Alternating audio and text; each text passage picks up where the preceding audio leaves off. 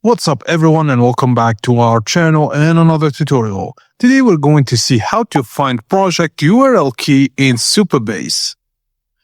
Firstly, you need to go to Supabase dashboard.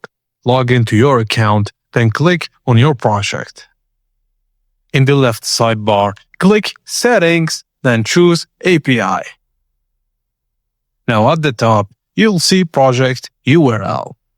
Just scroll down to Project API keys and you'll see unknown key, public, safe for use in front-end apps, used for login or fetching public data. Never share your service role key publicly and only choose unknown key in front-end, and also keep sensitive key in env files. Connecting your front-end to help you get your key. You can also do API requests, authentication setup, and even database queries. And that's it guys, as simple as that. Thank you for watching and please don't forget to like and subscribe for more tips and tricks like this.